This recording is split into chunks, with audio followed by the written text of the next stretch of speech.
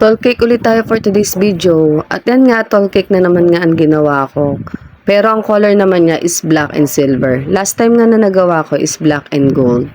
Ayun nga, nilalagyan ko na nga ng color black na pinaka-team niya. Pero bago ko nga yan nilagyan, is na-cram coat ko na nga yan at pinalamig ko na rin sa ref na mga 30 minutes.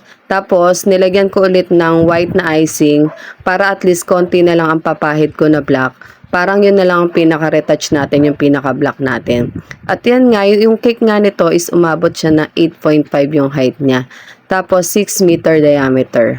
At yan nga, pagkatapos ko nga siyang pakinisin, nilagay ko na nga yung happy birthday sa body ng ating cake. At ilalagay ko nga lang din dyan is yung mga ball or yung mga lato-lato balls. Puro silver lang yung ilalagay dante na color dyan dahil yun lang ang gusto ng pamangkin ko na nagpagawa nga nitong cake na to. At yan nga, isa-isa ko na nga tinusok yung mga lato-lato balls natin.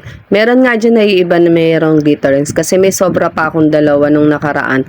Kaya sinama ko na rin dyan kasi silver din naman yung pinaka-color niya. Kaya nailagay ko pa dyan. Nagdagdag kinang na rin dun sa cake natin.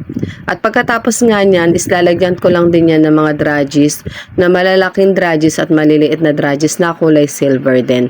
Lahat yung dragis natin edible, yan lang mga lato-lato balls natin ang hindi siya edible, pati yung happy birthday na nasa body niya. At ganyan nga lang gagawin natin, lalagyan natin lahat yung ibabaw dahil yun yung gusto niya. Kasi yung pinakita niya sa akin na inspiration cake is merong mga dragis sa ibabaw. At yan nga, nilagyan din natin ang ating shimmering splendid na glitter. Ayan yung ating luster dust na pa-spray. Diba kitang-kita naman natin sa video yung kumikinang. At yan nga, nakatapos na naman ako ng isang cake at tall cake na naman ulit.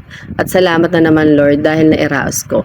At ito nga yung pinaka-setup ng birthday niya, diba? At dito nga lang sa bahay namin yung sinelebrate yung birthday niya. At ang gumawa ng backdrop niya is kaibigan niya na gumagawa din ng mga backdrop. Kaya kung gusto niyo pong magpagawa ng mga balloon setup, lalagay ko na lang po sa comment section yung page niya. Salamat po ulit sa pagtambay.